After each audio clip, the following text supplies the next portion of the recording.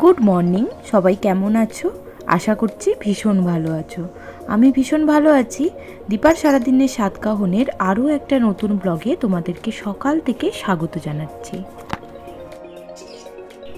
এখন আর খুব সকালবেলা ঘুম থেকে ওঠা হয় না। ওই যে সারা রাত জাগরণের পর সকালে যখন মা বা বাপি নেয় বুতুকে, তখন আমরা না একটু ঘুমিয়ে যাই। তবে আজকে সকালবেলা ওকে নিয়ে আমিই বাইরেটাই ঘুরছিলাম। কালকে রাতে আর সেরকম বদমাইশি করেনি, তাই আমরাই ঘুমোতে পেরেছি ভালো। এখন সকালবেলা একটু ঘোরাঘুরি করলাম, তারপর বাপি এসে ওকে নিল। আর এখন আমি যে পাখিগুলোকে অনেক দিন দেখা হয় না, মাই দেখাশোনা করে, মাই খেতে টেতে দেয়। তবে আজকে যখন বাপি ওকে নিয়েছে, ভাবলাম আজকে একটু নিজের হাতে খেতে দিই। অনেক দিন তো দেখাশোনা করা হয় না, আগে তো সবই দেখতাম। আবারও আশা করছি খুব তাড়াতাড়ি ওদের দেখাশোনা করব।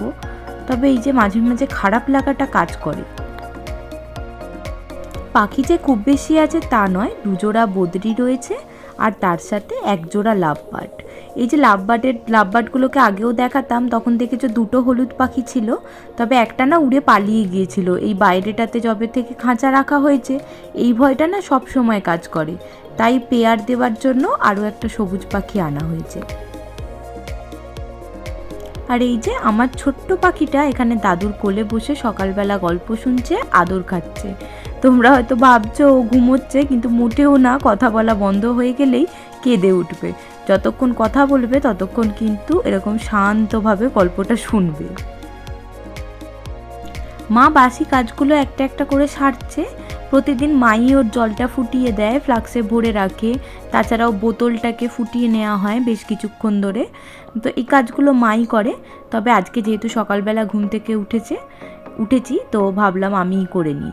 মা তো ওদিকের কাজটা করছে, আমি এদিকের কাজটা করে নিই। জলটাকে মিনিট 15 মতো এরকমভাবে ফোটানো হয়, আর তারপর ফ্লাক্সে ভরে সারাদিনের জন্য স্টোর করে রাখা হয়। আর এই যে বেটু যেহেতু ফর্মুলা মিল্ক ফিট করে ব্রেস্ট মিল্কের সাথে সাথে, সেহেতু কখন কখন দিতে হবে, তখন আবার আলাদা করে জল গরম করা, এইসবগুলো একটা ঝামেলাই মনে হয়। আর ও যে কখন ফর্মুলা মিল্ক খাবে আর কখন ব্রেস্ট মিল্ক খাবে, এটা কিন্তু বোঝা খুব দায়, ওর ওপর ডিপেন্ড করে। তাই আমি সবসময় সবটাই রেডি রাখি, যাতে খিদেতে বাচ্চাকে থাকতে না হয়। জলটা যেরকম বেশ কিছুক্ষণ ফুটিয়ে তারপরে আমরা এতে রাখি, ফ্লাক্সে রাখি, সেরকম এই জলটাকেও ভালো করে আগে ফুটতে দিই। তারপর ফুটে গেলে তার মধ্যেই ফিডিং বোতলটাকে দিয়ে বেশ কিছুক্ষণ ফোটানো হয়। তারপর এইটা এরকমভাবে একটা পরিষ্কার জায়গায় উল্টে রেখে দিই। যখন খাবে তার ঠিক একটু আগে আগে দুধটা রেডি করা হয়, তারপর ঠান্ডা করে ওকে দেওয়া হয়। ব্রেস্ট মিল্ক খাওয়াটাই সবথেকে উত্তম। তবে বাচ্চা যদি ব্রেস্ট মিল্ক ফিড করতে না চায়, তখন কিন্তু ফর্মুলা মিল্কের সাহায্য নিতেই হয়। এছাড়াও মায়েদের অনেক রকম কমপ্লিকেশানস থাকতে পারে। তাছাড়াও ব্রেস্ট মিল্কের সাপ্লাই যদি ঠিকঠাক না থাকে বা প্রডিউস যদি ঠিকঠাকভাবে না হয়, তখনও কিন্তু ফর্মুলা মিল্ক ডাক্তাররা সাজেস্ট করে। আজকালকার নার্সিংহোমগুলোতে বেশিরভাগ সময়ই কী হয়, সিজারিয়ান ডেলিভারির ক্ষেত্রেই বলছি, যখন মায়ের ডেলিভারি হয়, যেহেতু অনেক ওষুধ ইনজেকশান চলে, অথবা মায়ের যদি না ব্রেস্ট মিল্ক সেই মুহূর্তে থাকে, তখন কি হয়, ফর্মুলা মিল্ক বাইরে থেকে খাওয়ানোর ব্যবস্থা করে। আমার বাচ্চার ক্ষেত্রেও তাই হয়েছিল, যেহেতু আমার অনেকটা আগে আগে ডেলিভারি হয়ে গিয়েছিল, তো সেই মুহূর্তে আমার ব্রেস্ট মিল্ক আসেনি। তখন কিন্তু বাচ্চাকে ফর্মুলা মিল্ক বাইরে থেকে সাজেস্ট করে এবং সেটাই 4 দিন পর্যন্ত খাওয়ায়। যখন আমার ছুটি হয়, মানে 5 দিনের মাথায়, তখন থেকে বেটু একটু একটু করে ব্রেস্ট মিল্ক খেতে শুরু করে। তবে এখন সমস্যা যেটা হচ্ছে, সেটা হচ্ছে যেহেতু ওকে শুরুর দিন থেকেই একদম ডেক্সোল্যাকটা খাইয়েছে ফর্মুলা মিল্ক হিসাবে, সেহেতু ডেক্সোল্যাকের যে স্বাদ সেটা কিন্তু ও বুঝতে পেরে গেছে। আর একবার বাচ্চারা যদি বাইরের দুধের স্বাদ পেয়ে যায়, তখন কিন্তু আর ব্রেস্ট মিল্ক অতটা ভালোবেসে খায় না। বিভিন্ন সময় অল্প অল্প করে ফিড করলেও পুরো পেট ভর্তি করে যে ব্রেস্ট মিল্ক খাবার ব্যাপারটা, সেটা কিন্তু একদমই পছন্দ করে না। আমি কিন্তু কন্টিনিউয়াসলি প্রচুর চেষ্টা করেছি ওকে পুরোপুরি ব্রেস্ট মিল্কের উপর রাখার, কিন্তু সেটা আর সম্ভব হয়নি। এনাফ পরিমাণে ব্রেস্ট মিল্ক থাকা সত্ত্বেও এই কারণেই কিন্তু আমার বাচ্চাকে এখন আমাকে ফর্মুলা মিল্কের ফিডিং করাতে হয়। ইচ্ছা না থাকলেও আসলে অনেক সময় উপায় থাকে না। আর ও তো একটা ছোট শিশু, তো ওকে তো জোর করে কিছু করানো উচিত নয় বা সম্ভবও নয়। তো যখন যেটা চায় সেইভাবেই করানো হয়। তবে প্রত্যেক বাড়ি কিন্তু প্রচেষ্টা এটাই থাকে যে ব্রেস্ট মিল্ক ফিড করাবার, তবে সেটা যখন করতে চায় না তখন বাধ্য হয়েই বা নিরুপায় হয়েই ফর্মুলা মিল্কের ফিডিংটা দিতে হয়। তো চলো, এই যে দেখো কথা বলতে বলতে অনেক কাজে গিয়ে ফেললাম। জলের বোতলগুলো সকালবেলায় ভরে ফেললাম, আর তার সাথেই রাতের যে বাসনগুলো ধোয়া ছিল গোছানো হয়নি সেগুলোকেও গুছিয়ে জায়গার জিনিস জায়গায় করে দিলাম। আর এখন চলে এসেছি রান্না করতে। মাঝে কিন্তু স্নানটাও টুক করে সেরে ফেলেছি, তবে ভুলই করেছি। যে হারে গরম পড়েছে এখন রান্না করতে এসে বুঝতে পারছি যে কতটা ভুল করেছি। একেবারে রান্নাটা সেরে স্নান করলেই বোধহয় ভালো হতো। গরমের দিনে সেরকম খাবার দাবার খেতে একদম ভালো লাগে না। এই সময় টক ডাল, সিম্পল একদম মশলাহীন খাবারগুলোই বেশি রুচিতে লাগে। আর অন্য খাবারের প্রতি না এত গরম পড়েছে, অরুচি চলে এসেছে। তাই একদম আঝালা রান্নাই হচ্ছে, যাতে খুব বেশি মশলাপাতির ইউজ না হয়।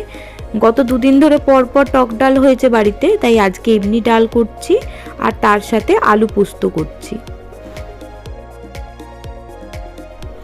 আমার সাথে সাথে কিন্তু বাড়ির সকলেই মশলাপাতি একদম কেউ কিচ্ছু খেতে চাইছে না, তার জন্যই কিন্তু এরকম সিম্পল রান্না করেছি। সাথে মাছ বের করেছিলাম, তো মাছের ঝাল করব বলে, পরে সেখানেও সবাই আপত্তি জানিয়েছে, তো মাছটা ভাজা করে নিয়েছি এই ফাঁকে, সেটা দেখানো হয়নি। তো এই হচ্ছে আজকের দুপুরে রান্না বান্না, একদম সিম্পল, সাধারণ আর সাদাসিধা। শুধু রান্না করা হয়ে গেলেই যে রান্নাঘরের কাজ মিটে যায় সেটা তো নয়, রান্না করার পরেও অনেক কাজ থাকে। আসলে আমার মনে হয় যে রান্না করার পরেই কিন্তু বেশি কাজ জমে থাকে, রান্নাটা কমপ্লিট হলেই কিন্তু সেগুলো তারপর কমপ্লিট করতে পারা যায়। খুব বেশি না হলেও এই যে টুকটাক বাসনগুলো পড়েছে, এগুলোকে যদি এখনই মেজে ধুয়ে পরিষ্কার না করে নেওয়া হয়, তাহলে ভাত খাবার পরে মা যখন বাসন মাজবে তখন অনেক বাসন জমে যায়। আর যে গরম পড়েছে সকলেরই কিন্তু কাজ করতে অসুবিধা হয়। তাই আমি সবসময় চেষ্টা করি যে রান্না করার পর টুকটাক যে বাসনগুলো বেসিনে জড়ো হয় সেই বাসনগুলোকে একেবারে ওই হাতেই পরিষ্কার করে নেওয়ার।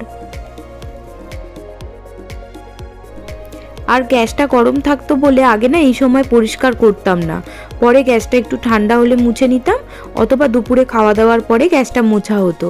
তবে এখন মানে আর ইচ্ছা করে না এই গরমের মধ্যে এসে আবার এখানে রান্নাঘরে মোছামুছি করতে, তাই একেবারে গরম অবস্থাতেই গ্যাসটাকে মুছে পুরো স্ল্যাব পরিষ্কার করে তারপরে একেবারে রান্নাঘর থেকে বিদায় নিই। এদিকে রান্না বান্না কাজকর্ম সবই শেষ, আর ব্লগটারও একদম শেষ দিকে চলে এসেছি আমরা। তো এই সময় দাঁড়িয়ে কয়েকটা কথা বলে নেব। কথাগুলো হচ্ছে, যদি এখনও পর্যন্ত তোমরা ভিডিওটা আমার দেখছো, তবে ভিডিওটা ছেড়ে যাবার আগে প্লিজ লাইক কমেন্ট করে যেও, এতে কিন্তু আমি পরবর্তী ভিডিও বানাতে অনেক বেশি অনুপ্রাণিত হব।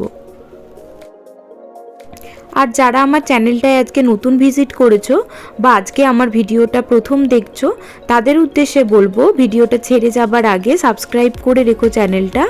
এই ধরনের ভিডিও আমি রোজই দিতে থাকি, আর এই ধরনের ভিডিও রোজ পেতে হলে চ্যানেলটাকে অবশ্যই সাবস্ক্রাইব করতে হবে, আর তার সাথে বেল আইকনটাকে প্রেস করে রাখতে হবে। আর যারা পুরনো দিন থেকেই আমার সাথে রয়েছো এবং ভিডিও প্রত্যেক দিন দেখো, তাদের উদ্দেশ্যে ধন্যবাদ জানানো ছাড়া কৃতজ্ঞতা দেখাবার আর কোনো উপায় কিন্তু জানা নেই। ব্লগটা এখানেই শেষ, তার সাথে আমার বলার কথাগুলোও শেষ।